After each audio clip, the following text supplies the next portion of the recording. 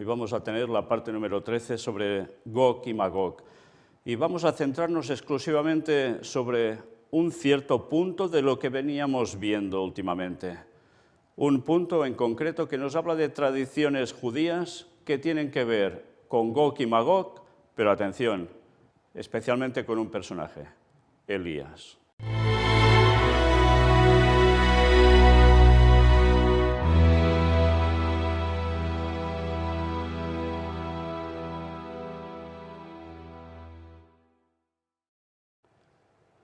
Nos vamos a centrar hoy directamente en el punto número 14. Va a ser lo único que hoy os vamos a mostrar.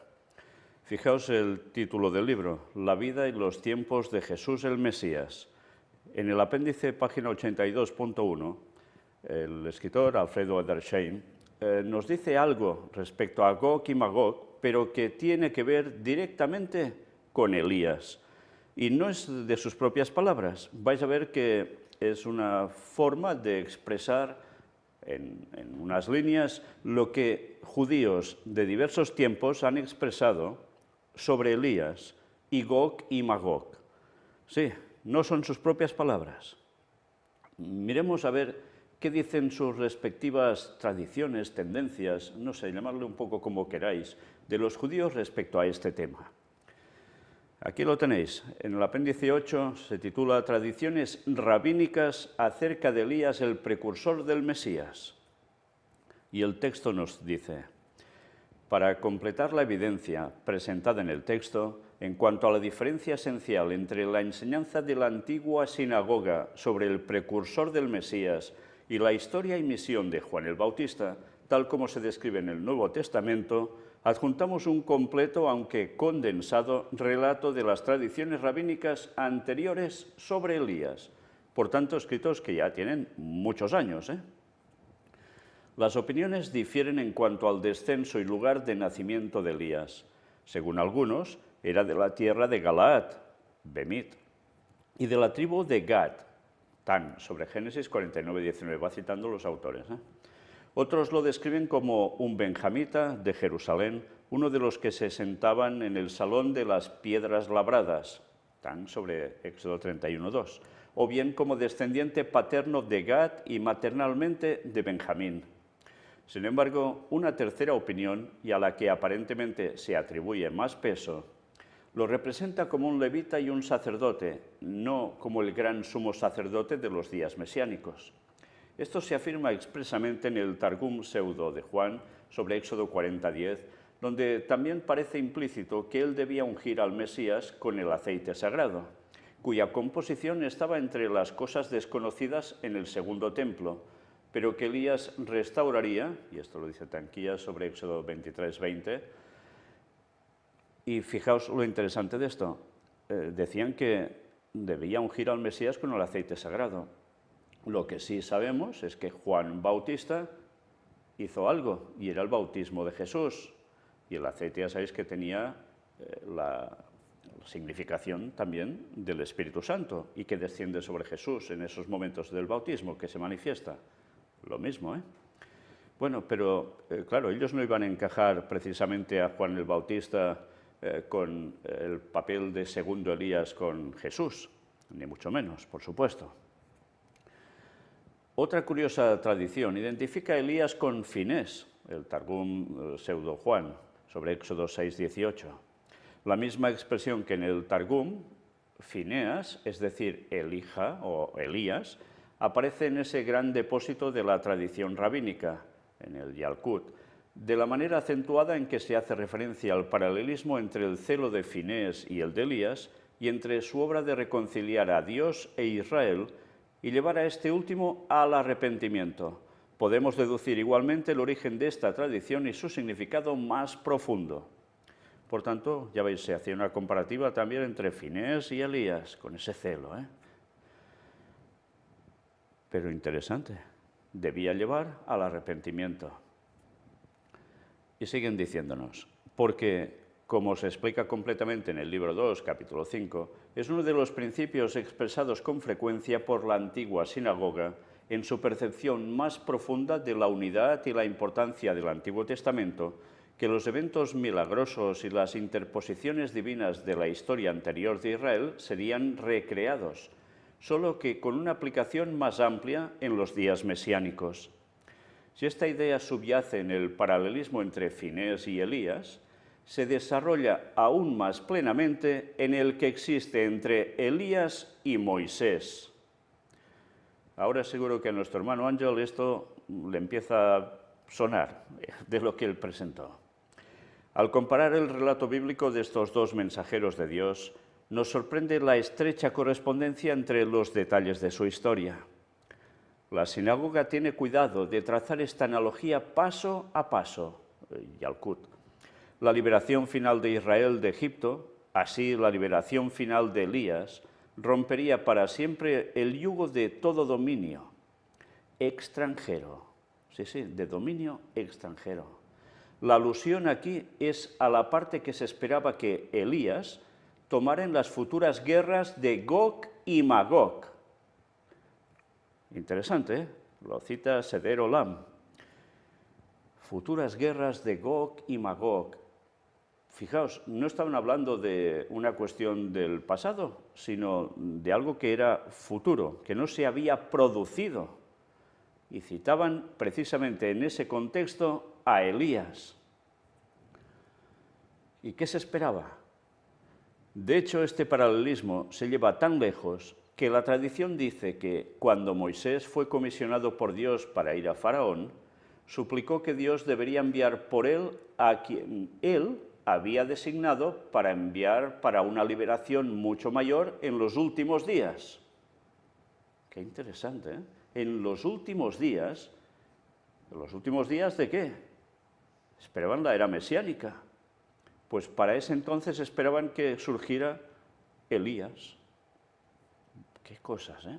Y esto es lo que dicen ellos según sus explicaciones y tradiciones, que Moisés estaba pidiendo que enviara a ese otro, ¿eh? Y en los últimos días. Sobre esto se le dijo que la misión de Elías sería a Israel, mientras que él, Moisés, fue enviado a Faraón. Y esto lo escribe Pirkei. De manera similar, se afirma que la cueva desde la cual Moisés contempló la presencia divina que pasaba ante él, que aparece en Éxodo 33, 22, era la misma en la que Elías se encontraba en circunstancias similares. Y esto lo presenté hace ya un buen tiempo, ¿eh? Pues mira por dónde, resulta que ellos creían también esto. Qué interesante, ¿eh? Esa cueva había sido creada con el resto del mundo, pero especialmente en la víspera del primer sábado del mundo. Esta es la conclusión a la que ellos llegan, o sea, un viernes, al final del viernes, antes de la puesta de sol, para que empezara el sábado. Y lo dice Sifré. Teniendo en cuenta este paralelismo entre ellos, apenas nos sorprenderá la aparición de la expresión un tanto difícil que en los días del Mesías, Moisés y Elías se unirían como uno. Y lo escribe Debar. Esto a Ángel también le debe sonar. Y supongo que a Javi también. Se ha señalado en el texto que la actividad de Elías, desde el momento de su aparición en los días de Acab hasta su regreso como precursor del Mesías, está representada en la tradición judía como continua y que está casi constantemente introducido en la escena, ya sea como en una conversación con algún rabino o bien como ocupado en el bienestar de Israel y conectado con él. Qué interesante, ¿eh? Esto aparece en la tradición judía como continua. Así Elías relata en el cielo las obras del hombre, lo escribe Seder Olam, o bien escribe las observancias de los mandamientos por parte de los hombres, y luego el Mesías y Dios lo sellan. Esto es lo que dicen en la Midrash sobre Ruth 2.14. En general está siempre interesado en todo lo que concierne al estado actual de Israel o su liberación futura, escribe San. De hecho, está conectado con el rito iniciático de la alianza en reconocimiento de su celo, en la restauración de la circuncisión, cuando, según la tradición, había sido abrogada por las 10 tribus después de su separación de Judá. En consecuencia, Dios había declarado: Israel no hará el pacto de la circuncisión, pero tú lo verás, y los sabios decretaron que, en la circuncisión, se colocará un asiento de honor para el ángel del pacto. Y citan Malaquías 3:2, dice Pirqué. La tradición va más allá. No solo fue el único embajador en quien Dios había delegado sus 3 llaves especiales, del nacimiento, de la lluvia y de despertar a los muertos, aparece en Yalkut, sino que su obra fue casi divina. Y esto es en Tanj Bereshit 7. Fijaos que de todo ello se pueden ir extrayendo cosas, extrapolarlo, porque lo que ellos llegaban a aplicar en ciertos tiempos y a veces de modos bastante inexactos, sí que hay cosas que son rescatables y pueden tener una significación para el fin de los días. Si no sabéis mucho de qué hablo, mirad las predicaciones que presentaron tanto nuestro hermano Ángel Berna como nuestro hermano Javi, y vais a daros cuenta que realmente las cosas que se presentaron, y un mismo servidor también desde hace tiempo, van en una misma línea y sin saberlo se está confirmando cosas en lo que se está diciendo aquí que tienen que ver con lo presentado anteriormente. Sí, vale la pena que lo reviséis. Pasamos por alto deliberadamente la actividad de Elías en relación con Israel y especialmente con sus rabinos y santos durante el intervalo entre la muerte del profeta y su regresar como el precursor del Mesías, tal como lo describe la leyenda judía. No serviría a ningún buen propósito repetir lo que con tanta frecuencia suena no solo completamente tonto y supersticioso, sino también profano. Pero ya veis, ellos entendían que sí, el profeta Elías iba a morir, pero antes del Mesías volvería a surgir. En la leyenda judía, Elías siempre se presenta como el guardián de los intereses de Israel, ya sea teológica o personalmente, como si fuera el medio vivo constante entre Dios y su pueblo, el vínculo que une al Israel del presente con sus búsquedas, deseos, dificultades e intereses, al brillante futuro mesiánico del cual él es el presagio. Qué interesante, ¿eh? Brillante futuro mesiánico del cual él es el presagio. Esta es probablemente la idea que subyace en las muchas leyendas, a menudo grotescas, sobre sus dichos y hechos. A veces se le representa como, en su celo bien intencionado, yendo tan lejos como para dar falso testimonio con el fin de liberar a los rabinos del peligro y la dificultad. Lo escribe Barak. Claro, es que se exceden, ¿eh? Cuando llegan a ciertas conclusiones, ya veis. En general, siempre está dispuesto a instruir, consolar o curar, condescendiendo incluso en una enfermedad tan leve como el dolor de muelas, escribe Ber. Pero con mayor frecuencia es el consejero amigo de los rabinos en cuyas reuniones y estudios se deleita. Por lo tanto, era un asistente frecuente en la academia de Rab, y su indiscreción al divulgar a sus amigos los secretos del cielo le había procurado una vez en el cielo el castigo de azotes de fuego. Esto lo escribe Baba. Interesante, ¿eh? Cómo llegan a darle tantas vueltas a la cuestión de Elías con Gog, Magog, que llegan a una serie de conclusiones que a veces son de un disparate absoluto. Aunque hay cosas que siempre, como digo, se pueden extraer para el fin de los tiempos sobre un personaje, sobre un Elías, antes del retorno de Cristo, no solo para Juan Bautista.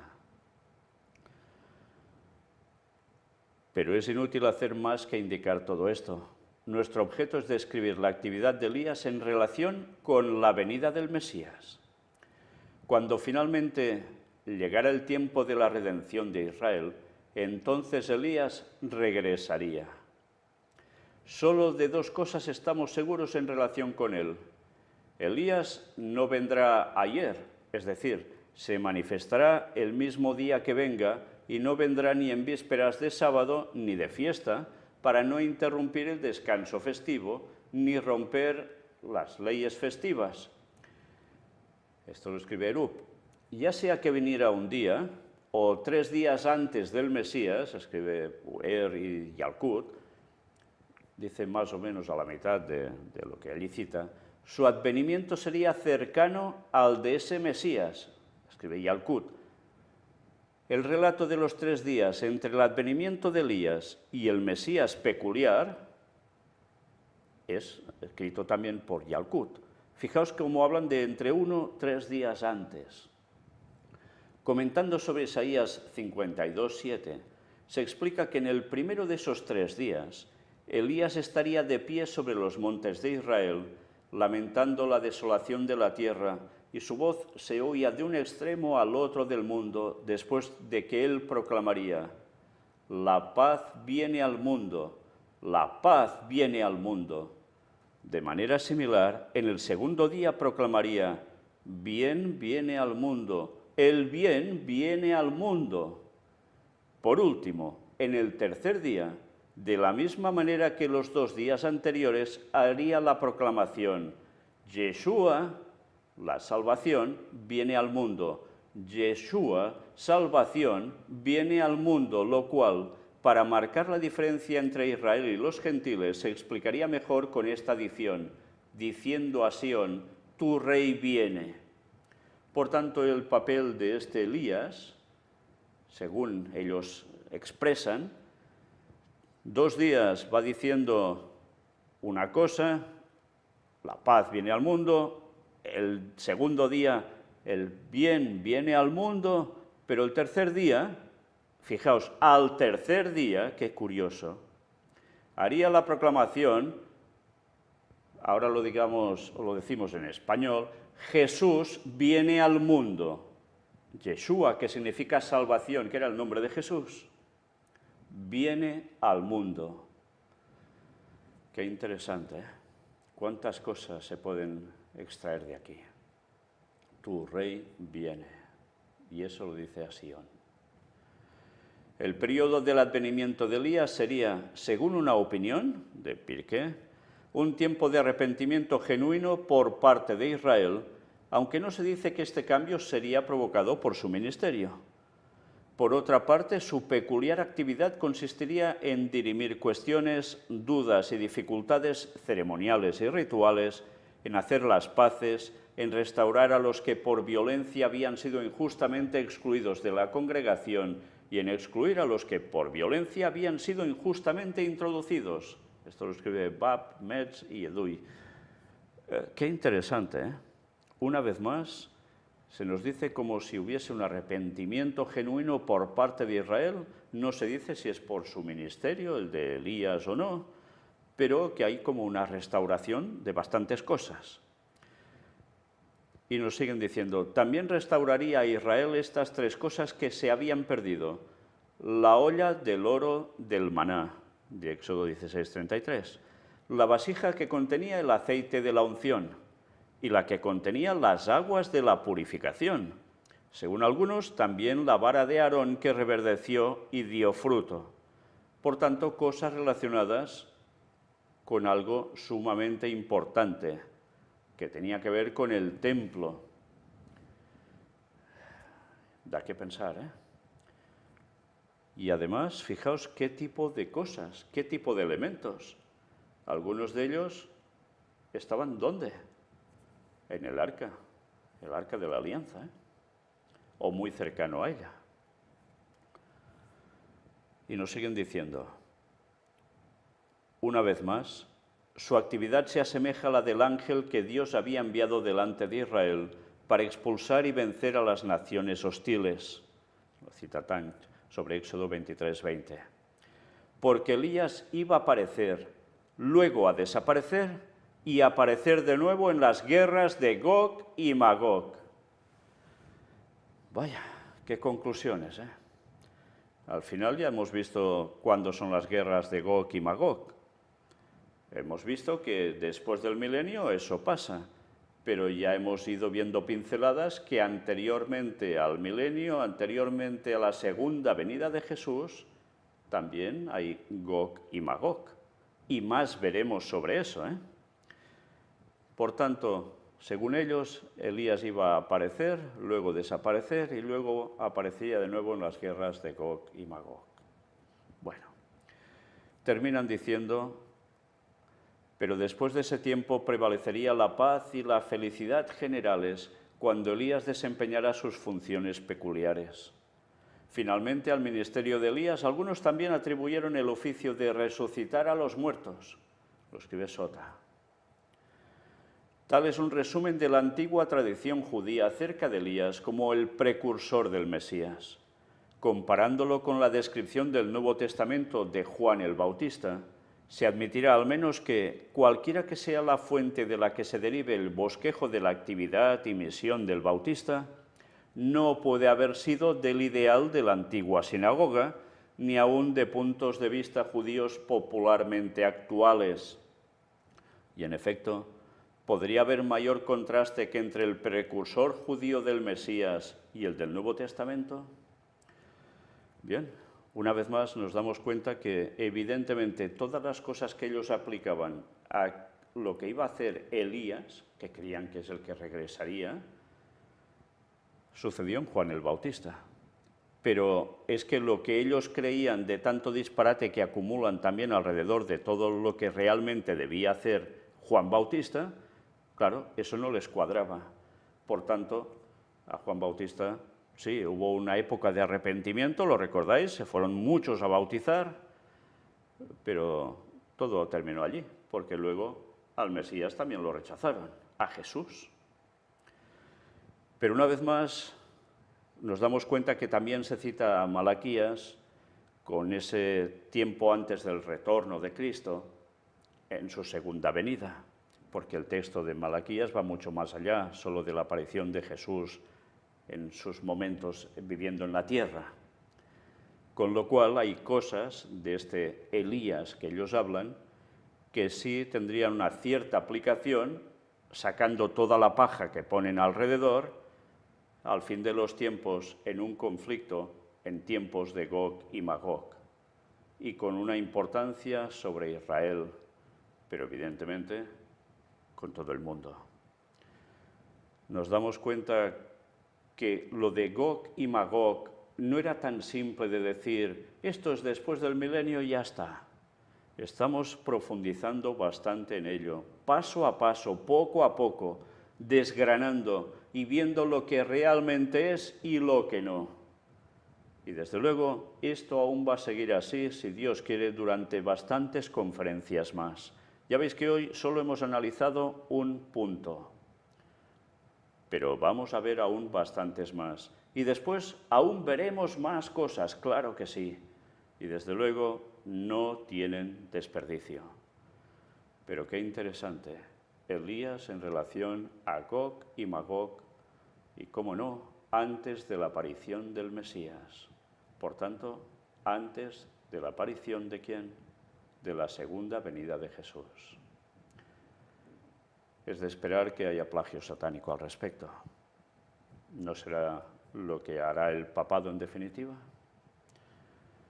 Pero desde luego Dios va a hacer su parte, porque todo plagio es porque se mira en verdad un original. Que Dios nos ayude a ir comprendiendo, a ir profundizando, porque sí, el retorno de Cristo, del Mesías, de Jesús, pronto será. Y hay cosas que deben acontecer precisamente ya prácticamente a partir de estos momentos. Maranata 2031. Dios os bendiga.